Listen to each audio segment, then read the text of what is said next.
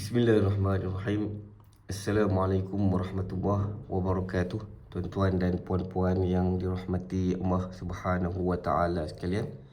Mari kita memulakan pengajian kita dengan membaca Ummul Kitab Al-Fatihah. A'udzu billahi minasy syaithanir rajim. Bismillahirrahmanirrahim. Alhamdulillahi Rabbil Alamin. Ar-Rahmanir Rahim. Maliki Yawmiddin. Iyyaka na'budu wa iyyaka nasta'in. Ihdinas siratal mustaqim. صراط الذين أنعمت عليهم غير المغضوب عليهم ولا الضالين آمين. بسم الله الرحمن الرحيم. الحمد لله رب العالمين والصلاة والسلام على أشرف الأنبياء والمرسلين وعلى آله وصحبه أجمعين. Subhanaka la ilma lana illa ma 'allamtana innaka antal alimul hakim. Amma ba'd. Alhamdulillah, tuan-tuan dan puan-puan, syukur kita kepada Allah Subhanahu wa taala yang masih lagi mengurniakan kita usia yang panjang, masa yang lapang dan kekuatan hidayah. Maka dengan itu dapatlah kita meneruskan usaha memahami bahasa Arab Al-Quran ini. Mudah-mudahan dengan selalunya kita dengan Al-Quran, sama ada membaca ataupun kita memahaminya, mudah-mudahan nanti kita layak diberi syafaat oleh Al-Quran. Disebutkan bahawa nanti di hari akhirat Al-Quran akan datang kepada temannya, pendampingnya, lalu dia akan memberi syafaat kepada temannya. Mudah-mudahan kita termasuklah dalam golongan yang akan mendapat syafaat Al-Quran di hari akhirat dengan sebab kita selalu dengan Al-Quran, sama ada membaca atau memahami. Dan yang terbaiknya dua-dua sekali, baca dan memahami. Baik, hari ini kita sambung surah Maryam ayat 42 bahagian 1. Allah berfirman, A'udzubillahi minasyaitonirrajim. Bismillahirrahmanirrahim. إذ قال لأبيه يا أبت لم تعبد ما لا يسمع. Terjemahannya, ingatlah ketika dia berkata kepada bapaknya, wahai bapakku, mengapa kamu sembah sesuatu yang tidak mendengar? Baik, sedikit penjelasan. Dalam ayat yang sebelumnya disebutkan bahawa Allah perintahkan Nabi supaya menceritakan tentang Nabi Ibrahim. Nabi Ibrahim ini adalah bapa kepada orang Arab lah. Orang Arab, mereka adalah daripada keturunan Nabi Ismail. Nabi Ismail adalah anak kepada Nabi Ibrahim. Dulu Nabi Ibrahim tak suruh pun sembah berhala, sebagaimana yang dilakukan oleh orang Arab. Mereka sembah berhala. Mereka kata mereka ni dari jalur keturunan Ismail, Nabi Ibrahim. Nabi Ismail, Nabi Ibrahim tidak pernah pun suruh sembah berhala. Dulu orang Arab bila disuruh berhenti sembah berhala, mereka bagi alasan, inilah yang dilakukan oleh nenek moyang kami. Baik, bukankah nenek moyang kamu Nabi Ibrahim? Kita tanya balik, bukankah nenek moyang kamu Nabi Ibrahim, Nabi Ismail? Nabi Ismail, Nabi Ibrahim, mereka tak suruh pun sembah berhala.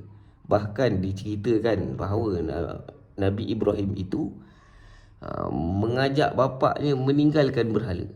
Disebutkan dalam ayat ini, Nabi Ibrahim berkata kepada bapaknya, wahai bapakku, kenapa kamu sembah sesuatu yang tidak mendengar? Jadi berhala tu secara zahirnya dia lemah sebab tak mendengar. Bukan saja tak mendengar, dalam sambungan ayat ini disebutkan bahawa berhala tidak melihat. Jadi secara zahirnya berhala ni cacat lah, lemah, sebab dengar pun tak boleh, tengok pun tak boleh, bergerak pun tak boleh, dan tidak boleh memberi sebarang manfaat. Dan kalau nak kita timpakan mudarat kepada berhala tu tidak dapat nak mengelak. Kalau manusia kita nak tumbuk, manusia boleh mengelak dan boleh lawan balik, tapi berhala ni tak boleh. Dan disebutkan suatu ketika Nabi Ibrahim pernah memecahkan berhala-berhala, lalu ditinggalkan kapak pada berhala yang paling besar, maka orang pun tertanya-tanya, siapa yang punya kerja yang pecahkan berhala ni? Maka Ibrahim kata, tanyalah kepada berhala yang besar, yang paling besar sekali tu, yang tengah pegang kapak tu. Maka mereka menjawab, kamu pun tahu berhala tu tak boleh bercakap, tak boleh mendengar apa semua, tak boleh bergerak. Maka Nabi Ibrahim kata, kalau kamu tahu begitu, dia ni tak boleh dengar, tak boleh lihat, tak boleh bergerak, tak boleh nak pertahankan diri sendiri pun, maka yang kamu pergi sembah buat apa? Kenapa kamu pergi sembah? Baik, sebelum cerita tu berlaku, sebelum dia berdakwah kepada masyarakat, Nabi Ibrahim berdakwah dahulu kepada bapaknya. Maka di antara pengajaran pentingnya ialah dakwah ni mula dengan keluarga dahulu. Dakwah dan apa-apa kerja yang bermanfaat, pastikan keluarga dapat dulu, kemudian barulah disebar luaskan kepada luar daripada keluarga. Baik, mudah-mudahan jelas tuan-tuan. Mari kita tengok word by word perkataan yang ada di sini. Yang pertama ialah terjemahannya ketika. Baik, ini adalah isim, nama penuhnya isim zaraf zaman. Dalam bahasa Melayunya kita panggil dia isim ruang masa. Baik, seterusnya qala, terjemahannya dia telah berkata. Baik, ini adalah fi'il madi. Baik, kalau fi'il madi sepatutnya 3 huruf kena baris atas. Sepatutnya qala. Tetapi di sini tengahnya ada huruf illah. Huruf illah tak boleh letak baris. Baik, oleh kerana dia huruf illah maka tak boleh letak baris, maka di situ tak ada baris. Tetapi dia tetap dikira sebagai fi'il madi. Maka oleh kerana dia fi'il madi, maka automatik ada telah dan ada dia sekali. Baik, yang dia tu kita boleh tunjuk dia punya tanda. Tandanya ialah huruf ketiga fi'il madi itu huruf asal berbaris atas. Baik, nanti fi'il madi ada yang hujung baris atas tapi hujungnya ada ta. Kalau ta baris atas itu untuk kau laki. Kalau fi'il madi tu hujungnya ada na tu mereka perempuan. Kalau hujungnya na dibaca panjang, yang tu ada alif. Kalau ada alif maknanya kami. Na, kami. Kalau na pendek, mereka perempuan. Kalau hujungnya ta tu kau. Kalau tak ada tambah apa-apa, maka di situ automatik ada dia. Baik, di sini tak ada tambah apa-apa baris atas, maka automatik ada dia dalam fi'il madi tersebut. Baik, mari kita ulang kaji sikit ganti nama diri tersembunyi dalam fi'il madi dan ganti nama diri tidak melekat. Baik, mari tengok dahulu ganti nama diri tersembunyi dalam fi'il madi. Contoh di sini madza qala, terjemahannya apa yang dia telah kata. Baik, kat sini dia ni kita anggap dia ganti nama diri tersembunyi. Baik, kat mana dia tersembunyi? Dia tersembunyi dalam fi'il madi. Baik, apa fungsi dia dalam ayat ni? Fungsinya pelaku. Baik, kalau dia tu bukan pelaku, dia tu subjek. Baik, kalau dia tu subjek, macam mana kita nak tahu subjek ke pelaku? Kalau pelaku ada perbuatan. Kat sini kata ni perbuatan. Kalau sihat ni bukan perbuatan, sihat ni keadaan. Jadi dia bukan perbuatan, maka di sini dia ni bukan pelaku. Dalam bahasa Arab ganti nama diri depan ayat, dia sama ada dua saja. Sama ada pelaku, ada perbuatannya. Atau kalau tak ada perbuatan, maka dia dikira subjek. Kalau subjek, maka kena guna ganti nama diri tak melekat. Maka di sini dia ni menggunakan ganti nama diri tidak melekat, iaitu huwa. Sebab apa guna ganti nama diri tidak melekat? Kerana fungsinya subjek. Kalau tadi pelaku, maka dia tersembunyi dalam qala, dalam fi'il ni. Baik, seterusnya mari tengok yang berikutnya. Kalau dia perempuan pula, contoh di sini hal akalat, terjemahannya adakah dia telah makan. Baik, kat sini menggunakan fi'il madi. Baik, kalau guna fi'il madi, maka dalam fi'il madi itu ada ganti nama diri tersembunyi. Baik, kat sini dia perempuan ni tersembunyi dalam fi'il madi ni dan diletakkan tanda. Tandanya ialah penambahan ta mati tu. Baik, kalau dia tu ganti nama diri tak melekat. Kalau dia perempuan ganti nama diri tak melekatnya hiya. Kat sini hiya ni maksudnya dia perempuan. Kita kena guna ganti nama diri tak melekat di sini sebab fungsi dia subjek. Baik, tadi ada fi'il ya. Tadi ada fi'il, maka dia di sini fungsinya fa'il. Kalau dalam bahasa Melayu, makan ni perbuatan, dia ni pelaku. Kalau dalam bahasa Arabnya fi'il, makan ni fi'il, dia ni fa'il. Baik, tapi dia ni dia termasuk sekali dalam fi'il ni. Dia tersembunyi. Dia ni tersembunyi dalam fi'il. Tapi kalau tak ada fi'il dalam ayat tu, ayat isim, maka di sini dia ni menggunakan ganti nama diri yang tidak melekat dan dia tidak tersembunyi. Kat sini hiya ni ada secara zahir ni dia tidak melekat. Dia tidak perlu melekat dengan perkataan maridoh dan tidak perlu melekat dengan yang sebelumnya. Baik, mari tengok seterusnya. Yang berikutnya, ganti nama diri kau lelaki. Baik, mari tengok contoh. Contoh di sini, madza qulta. Terjemahannya, apa yang kau telah kata. Baik, di sini qulta maknanya kau telah kata. Baik, perkataan qulta ni fi'il madi. Fi'il madi dalamnya ada ganti nama diri tersembunyi. Fungsi ganti nama diri tersembunyi di sini adalah sebagai pelaku. Baik, kata ni perbuatan, kau tu pelaku. Baik, oleh kerana dia pelaku, maka kita anggap dia tersembunyi dalam fi'il. Tandanya ialah ada penambahan ta dekat ujung. Baik, kalau kau tu bukan pelaku, dalam ayat tu tak ada fi'il. Dalam ayat tu tidak ada fi'il. Kalau tidak ada fi'il, maka kau di situ dikira sebagai subjek. Maka kena guna ganti nama diri tak melekat, iaitu untuk kau, orang Arab gunakan anta. Baik, kat sini anta maknanya kau, fungsinya subjek. Dalam bahasa Arab dia dipanggil mubtada. Kalau yang ni kau ni pelaku, dalam bahasa Arab dipanggil fa'il. Baik, kalau fa'il ganti nama diri ni, kalau fungsinya fa'il, maka kita anggap dia tersembunyi dekat dalam fi'il ni. Baik, dekat fi'il ni, oleh kerana ini fi'il madi, maka tanda ganti nama diri kau tu diletak dekat ujung ni. Kalau mudhari', ta tu kena letak kat depan. Tapi yang ni fi'il madi. Fi'il madi tanda dia punya ganti nama diri tersembunyi diletakkan dekat hujung. Baik, mari tengok yang seterusnya. Kalau kau perempuan, contoh di situ, madza qulti. Terjemahannya, apa yang kau telah kata. Baik, kat sini kau ni perempuan, maka diletakkan tandanya ti. Baik, kat sini kau ni kita anggap dia sebagai ganti nama diri tersembunyi. Fungsinya adalah sebagai fa'il. Fungsinya fa'il, dia tersembunyi dalam fi'il.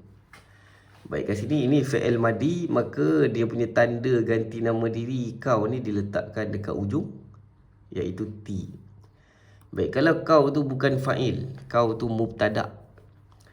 Baik, mubtada' ni dia di depan ayat isim.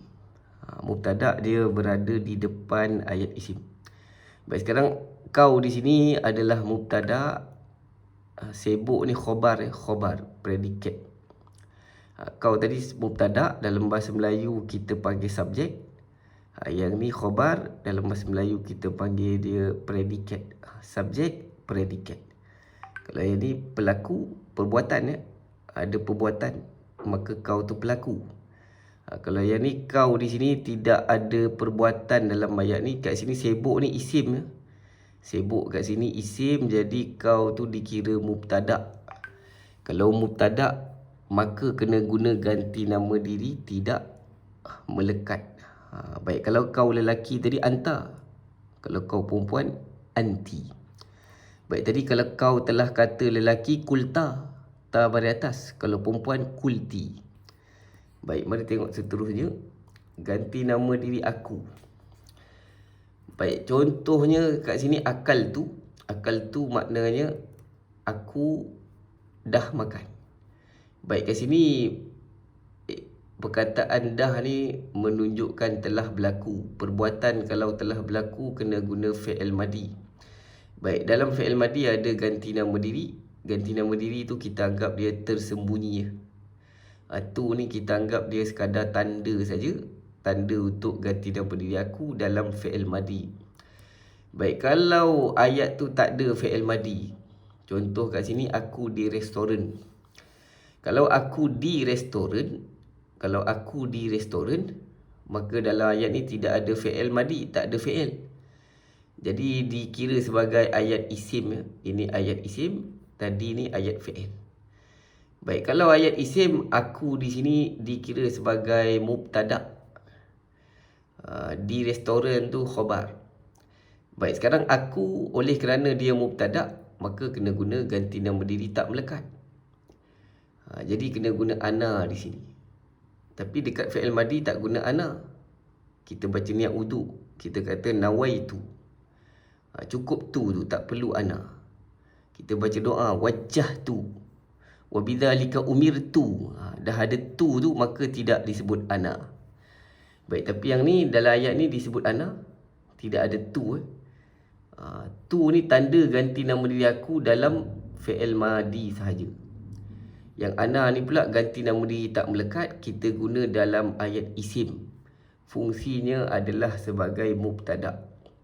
Kalau dekat sini fungsinya fa'il, dia kita anggap tersembunyi dalam fi'il. Baik, seterusnya habis cerita tentang ganti nama diri tersembunyi dan ganti nama diri yang tidak melekat tadi. Kita nak kembali kepada surah Yusuf balik. Perkataan berikutnya, minta maaf, kita kembali ke surah Maryam tadi. Perkataan berikutnya li abihi. Baik, di sini ada 3 patah perkataan. Yang pertama li, terjemahannya kepada. Kemudian abi, abi terjemahannya ayah. Yang berikutnya he terjemahan dia nya. Baik, ulang lagi sekali, li kepada, abi ayah, manakala he maksud dia nya. Baik, mari tengok jenis perkataan ni. Yang pertama li kepada itu huruf jar. Abi ni isim. Manakala he ni pun isim juga, tapi secara spesifiknya dia masuk bawah kategori dhamir muttasil. Orang Melayu panggil ganti nama diri melekat. Baik, selepas abi yang berikutnya ya. Ya maknanya wahai, ini adalah harf nida, orang Melayu panggil dia harf seru. Baik, selepas ya perkataan berikutnya abati. Abati ni asalnya abi. Hujung tu sepatutnya ya, tapi ditukar kepada ti. Baik, terjemahan dia ayahku. Baik, yang ya tu maknanya aku. Tapi di sini telah ditukar kepada ti. Baik, kedua-dua perkataan ini adalah isim. Ayah di sini isim. Aku tu pun isim juga, tapi secara spesifiknya dia masuk bawah kategori ganti nama diri melekat. Baik, selepas abati yang berikutnya lima. Baik, lima tu asalnya lima ada alif ya. Tapi alifnya telah dibuang. Ada 2 patah perkataan di sini. Yang pertama li maknanya untuk, manakala ma maknanya apakah ataupun apa, untuk apa. Baik, mari tengok jenis perkataan ni. Li maknanya untuk, itu huruf jar. Manakala ma apakah itu isim istifham. Baik, li tadi maknanya untuk, dia adalah huruf jar. Manakala ma ni maknanya apakah, dia adalah isim istifham. Baik, lima ni terjemahan ringkasnya kenapa. Kenapa? Kenapa? Kenapa? Kenapa kau sembah berhala yang tidak boleh mendengar, tidak boleh bercakap dan tidak boleh menolong apa-apa?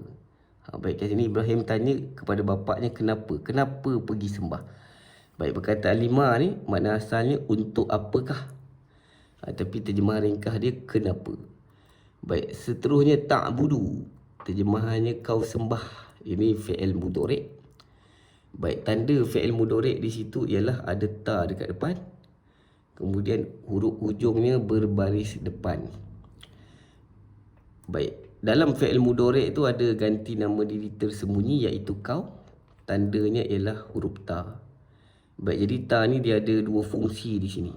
Yang pertama dia tanda fi'il mudhari'. Fungsi kedua dia tanda ganti nama diri kau dalam fi'il mudhari' ni. Baik, fungsi kau dalam fi'il mudhari' ni adalah sebagai fa'il, ya, pelaku.